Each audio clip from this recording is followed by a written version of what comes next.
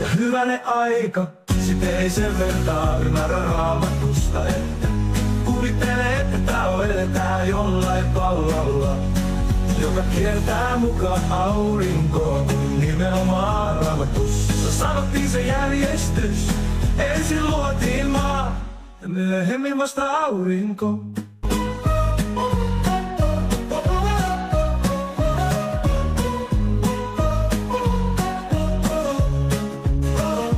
Oikeesti ei muuta, kun lisää vaan kaivat sitä totuutta.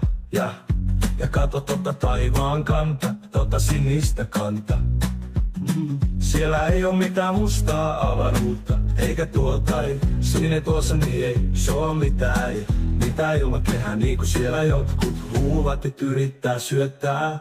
Selitelkää te, että miksi me pitää uskoa siihen, että me ollaan muka kuussa käytyjä. Ja maapallo on muka olemassa. Joku pyöreä pallo.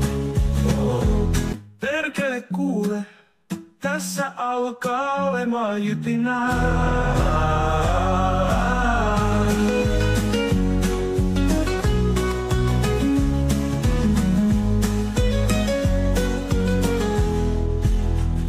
Ja hyvänen aika, sit ei sen vertaa ymmärrä Raamatusta, että kuvittele, että tää eletään jollain pallolla, joka kiertää mukaan aurinkoon. Nimenomaan Raamatussa sanottiin se järjestys. Ensin luotiin maa ja myöhemmin vasta aurinko.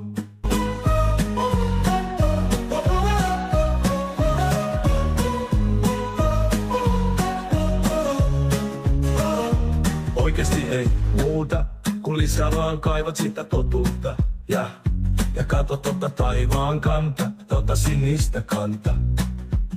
Siellä ei oo mitään mustaa avaruutta, eikä tuo tai sinne tuossa niin ei se oo mitään.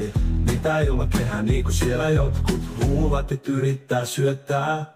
Selitelkää te, että miksi me pitää uskoa siihen, että me ollaan muka kuussa käytyjä. Ja maapallo on muka olemassa. Joku pyöreä pallo.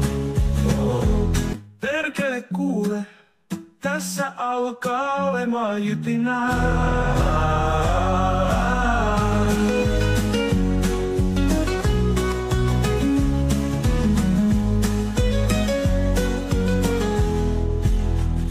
Ja hyvänen aika, sit ei sen vertaa ymmärrä Raamatusta, että kuvittele, että tää eletään jollain pallolla, joka kiertää mukaan aurinkoon. Nimenomaan Raamatussa sanottiin se järjestys. Ensin luotiin maa ja myöhemmin vasta aurinko. Ja hyvänen aika, sit ei sen vertaa ymmärrä Raamatusta, että kuvittele, että tää eletään jollain pallolla, joka kiertää mukaan aurinkoon. Nimenomaan Raamatussa sanottiin se järjestys. Ensin luotiin maa ja myöhemmin vasta aurinko.